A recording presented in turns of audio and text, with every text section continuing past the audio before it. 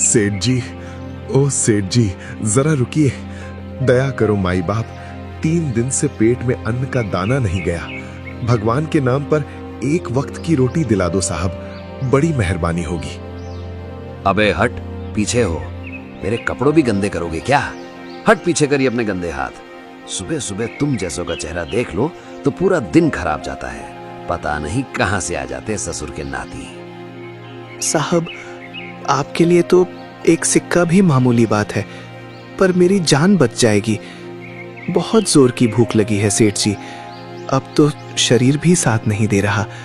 बस एक सूखी रोटी दिला दो साहब। अबे ओ भिख मंगे, तुझे बोला ना यहां से दफा हो जा। ये मंदिर का रास्ता है, तेरे बाप का अड्डा नहीं। चल भाग यहां से। साहब, इतना गुस्सा मत कीजिए, वक्त का क्या भरोसा। आज आप देने वाले हैं, कल शायद। कल क्या? तू मुझे डरा रहा है? रुक, तेरी इतनी हिम्मत। धनपत पूरे गुस्से में आगे बढ़ता है और भिखारी को पूरा जोर लगाकर लात मारता है। उदय संभल नहीं पाता और सीधा जमीन पर जा गिरता है। ये ले, खा ले धूल। अगली बार जुबान चलाई तो जीभ खिंचवा लूंगा। तभी गांव की एक लड़की जिसका नाम नव्या था, जो वहां से गुजर रही थी, ये देखकर रुक जाती है। सेठ जी, ये क्या अनर्थ कर रहे हैं आप? एक लाचार इंसान पर पैर उठाते आपको शर्म नहीं आती? पैसे के घमंड में आप इतने अंधे हो गए हैं? ए छोरी, अपनी हद में रह। ये भिखारी चोरी चकारी करने के लिए यहाँ बैठा रहता है। तू इसके चक्कर में मत पड़, वरना तुझे भी भारी पड़ेगा। चोरी ये नहीं, आप कर रहे हैं सेठ जी, गरीबों का हक मारकर। चलिए बाबा, यहाँ से चलिए। ऐसे लोगों के मुंह लगना ही बेकार है। बेटी, इसकी बातों का बुरा मत मान। जो इंसान अंदर से खाली होता है, वही सबसे ज्यादा शोर मचाता है। तूने आज मेरी लाज रख ली, तेरा ये एहसान मैं कभी नहीं भूलूंगा।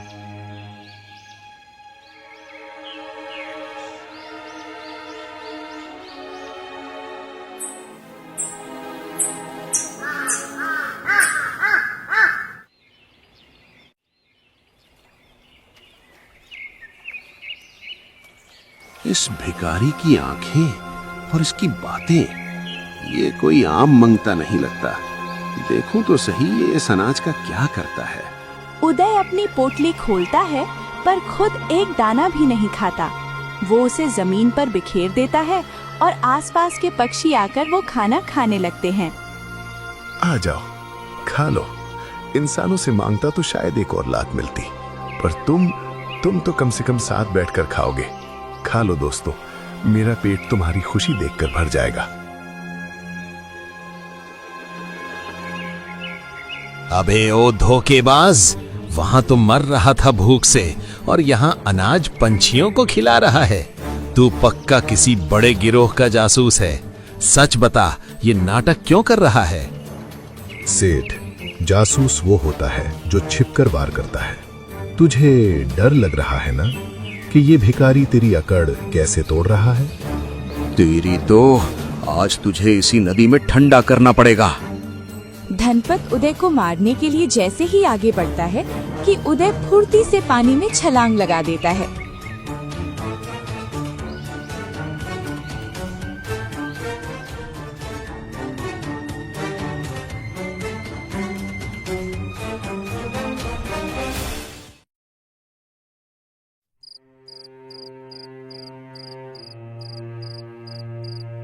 नव्या बेटी, अब सहन नहीं होता।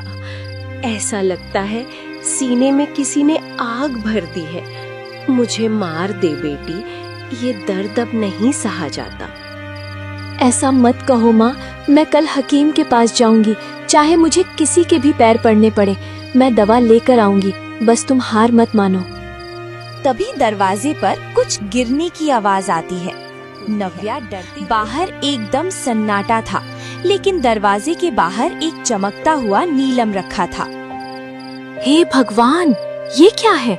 इतना कीमती पत्थर, ये यहाँ कैसे आया? नव्या उस पत्थर को हाथ में उठाती है और सोच में पड़ जाती है। उसे वो मंदिर वाला भिखारी याद आता है। कहीं ये उस भिखारी बाबा ने तो नहीं रखा? आज दोपहर मैंने उनकी मदद की थी। क्या उन्होंने मेरी माँ के इलाज के लिए ये दिया? पर उनके पास इतना कीमती पत्थर कहाँ से आएगा? क्या वो सच में चोर हैं जैसा सेठ कह रहा था? नहीं, उनकी आंखें तो बहुत पाक थीं। पर अब मैं क्या करूं?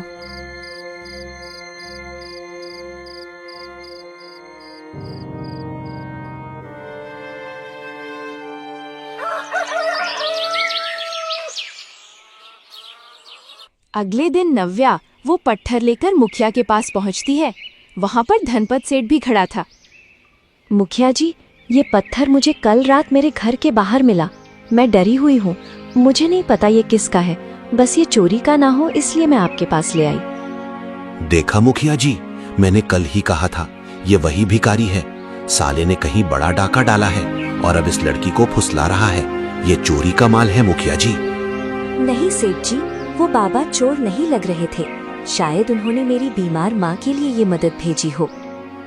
मदद? अरे छोरी, भिखारी नीलम बांट रहा है। मुखिया जी, मुझे तो लगता है ये लड़की भी उससे मिली हुई है। उस भिखारी को पकड़ो और सारा सच अपने आप बाहर आ जाएगा।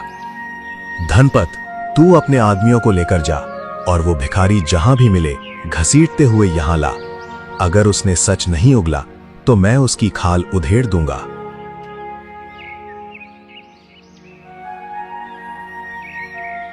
सेठ के गुंडे उदय को बुरी तरह मारकर और उसे पकड़कर मुखिया और सेठ के सामने लाते हैं। बोल बे, ये शाही पत्थर कहां से चुराया? किसके घर से उठाकर लाया है तू? सेठ, ये धन नहीं, ये प्रायश्चित है। तू इसकी चमक देख रहा है, मैं इसमें अपने गुनाह देख रहा हूं। मार ले, जितना दम है मार ले। अबे ओ भिखारी, अपनी औकात देख, सच बता वरना तेरी बोटी बोटी करके कुत्तों को खिला दूंगा। औकात तो वक्त ने दिखाई है मुखिया। आज तुम शिकारी हो, कल तुम खुद शिकार बनोगे। मुखिया जी, ये ऐसे नहीं मानेगा। इसे पुराने किले की उस अंधेरी काल कोठरी में डाल दीजिए।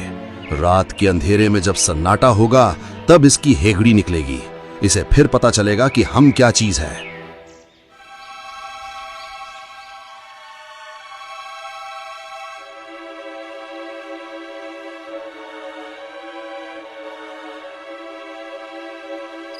नव्या छिपते छिपाते उस खंडहर तक पहुंचती है। वो उस खंडहर के अंदर जाती है। भिखारी को सेठ के गुंडों ने रस्सी से बांध रखा था। नव्या उसके पास जाती है और उससे बोलती है।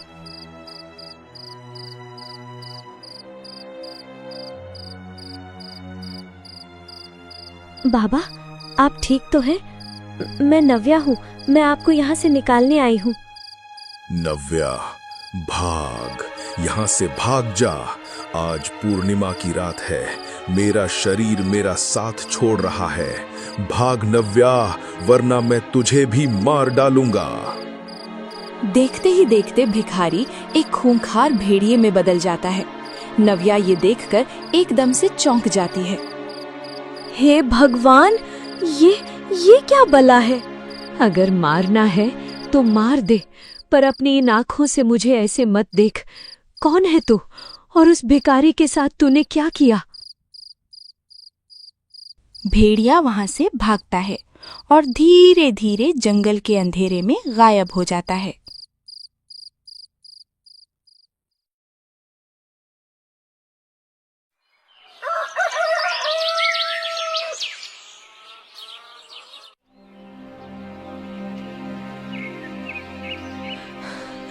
महाराज, अनर्थ हो गया।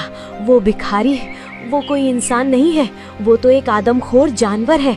कल रात मैंने अपनी आंखों से उसे बदलते देखा। देखा तो तूने वही नव्या जो तेरे नसीब में था, पर जो तूने देखा वो सच नहीं, वो एक श्राप की सजा है। कैसा श्राप? और वो पत्थर, वो नीलम? वो पत्थर सूर्यगढ़ की रियासत का गुरूर है। वो भिखारी कोई मामूली आदमी नहीं, वो राजकुमार उदय है। आज से 2 साल पहले इसी जंगल में उसने अहंकार में आकर मुझ पर तीर चलाया था। जब उसकी माँ ने उसे रोकना चाहा तो उसने अपनी ही माँ को धक्का दे दिया और उस बेचारी ने पत्थर से टकराकर दम तोड़ दिया। अपनी ही माँ को इतना बड़ा पाप? वही पाप आज उसे हर रात जानवर बनने पर मजबूर करता है। दिन में वो अपनी गलती का प्रायश्चित करता है और रात में वो अपनी इंसानियत खो देता है। वो नीलम उसने तुझे इसलिए दिया ताकि तेरी माँ बच सके, क्योंकि वो अपनी माँ को खोने का दर्द जानता है।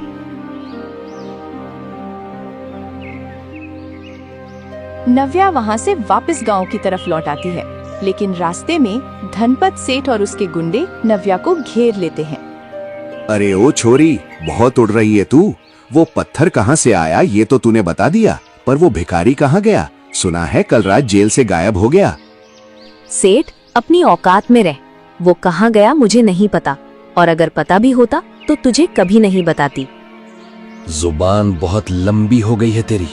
उस भिखारी ने तुझे जो पत्थर दिया वो जरूर किसी खजाने का हिस्सा है। सच बोल, वरना तेरी माँ को उसी बिस्तर पर गला दबा के मार दूंगा। रास्ता छोड़ मेरा, कसाई कहीं का। अगर उसे कुछ हुआ ना तो मैं तुझे जिंदा चबा जाऊंगी। तभी पीछे से वो भिखारी भी वहाँ आ जाता है। सेठ, उसे जाने दे। तेरा हिसाब मुझसे है, इस लड़की से नहीं। आ गया मौत का सौदागर। सुनो बे, पकड़ लो इसे। आज इसे बीच बाजार में उल्टा लटकाएंगे। लटका देना सेठ, पर याद रख, आज की रात तेरी जिंदगी की आखिरी रात होगी। सूर्यगढ़ का सूरज जब कल उगेगा तो तेरी राख भी नहीं मिलेगी।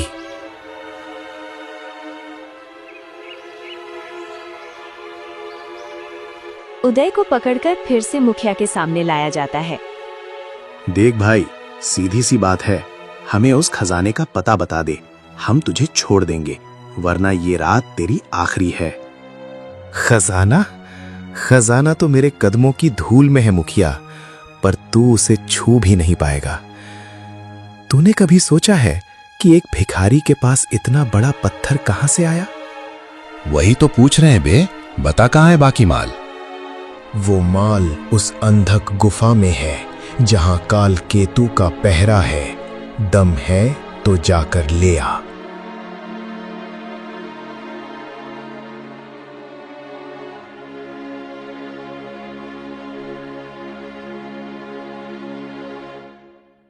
नव्या फिर से उदय को बचाने पहुंचती ले। उदय, मैं तुम्हें बचाने आई हूँ। महर्षि ने मुझे सब बता दिया। मुझे माफ कर दो, मैंने तुम्हें गलत समझा। नव्या, यहाँ से भाग। आज का चांद बहुत भारी है, जंजीरें मुझे रोक नहीं पाएंगी। मैं तुम्हें खोना नहीं चाहता। अचानक उदय के शरीर में बदलाव शुरू होता है, लेकिन तभी धनपत सेठ और मुखिया अपने गुंडों के साथ वहाँ पहुँच जाते हैं। पकड़ो साले को, आज इसका खेल खत्म। लेकिन तभी उदय एक विशाल भेड़िए में बदल जाता है। ये देख मुखिया और सेठ के होश उड़ जाते हैं। ये क्या बला है?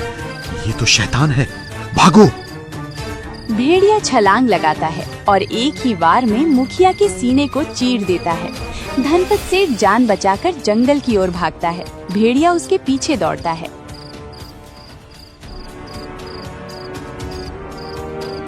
उदय, रुक जाओ। अगर आज तुमने इसका गला काट दिया तो महर्षि का वो श्राप कभी नहीं टूटेगा। तुम ताउम्र जानवर बन के रह जाओगे।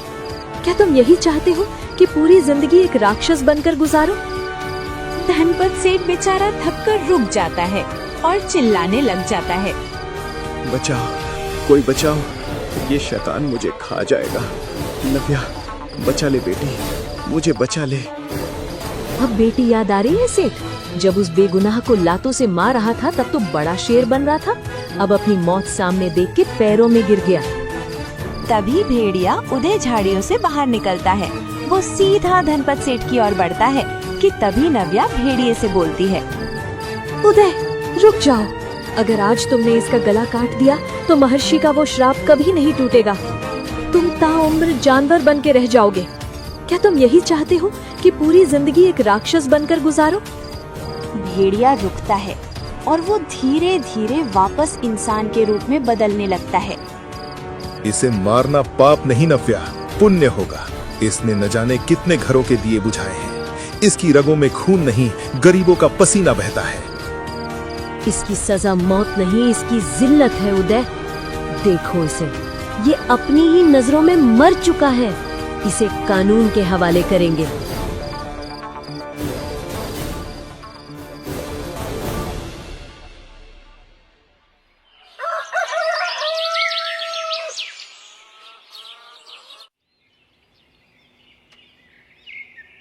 ऋषिवर, मैंने 2 साल तक दर दर की ठोकरें खाई, भूखा रहा और बेइज्जती सही। क्या मेरा प्रायश्चित अब भी अधूरा है? क्या मेरी मां की रूह को कभी शांति नहीं मिलेगी? पछतावे की आग में तू जलकर कुंदन हो चुका है उदय, लेकिन श्राप का आखिरी ताला एक सच्चे त्याग से खुलेगा।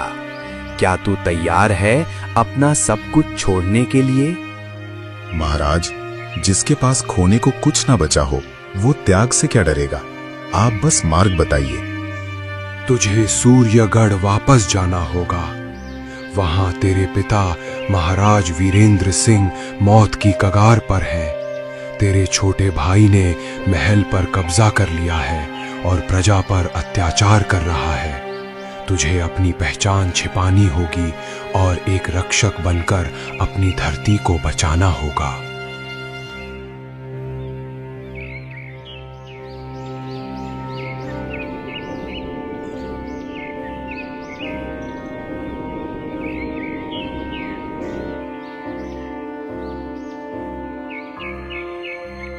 ए भिखारी, आगे मत बढ़, वरना गर्दन उड़ा दूंगा। यहाँ सिर्फ उनके लिए जगह है जो कर लगान चुका सकते हैं। लगान तो वो चुकाते हैं जो गुलाम होते हैं। मैं यहाँ अपना हिसाब लेने आया हूँ। हिसाब? अबे तेरी औकात क्या है? चल भाग यहाँ से। मेरी औकात पूछनी है तो अंदर जाकर उस गद्दी पर बैठे गद्दार से पूछ। उदय बेचारा जैसे तैसे करके महल के अंदर पहुंचता है, जहां पर उसका भाई धोखे से उसके पिता की गद्दी हड़प कर बैठा था। उदय, तू जिंदा है और इस भेष में? मैंने तो सुना था तू पागल होकर जंगल में मर गया। मर गया था वो अभिमानी राजकुमार जो अपनी मां का गुनहगार था, पर आज जो खड़ा है वो इस मिट्टी का बेटा है। गद्दी छोड़ दे भाई, वरना आज ये तलवार भाई का लहू मांग लेगी। सैनिकों, खत्म कर दो इसे। महल के सैनिक जो उदय को पहचानते थे रुक जाते हैं। हम अपने असली उत्तराधिकारी पर वार नहीं करेंगे। महाराज उदय की जय।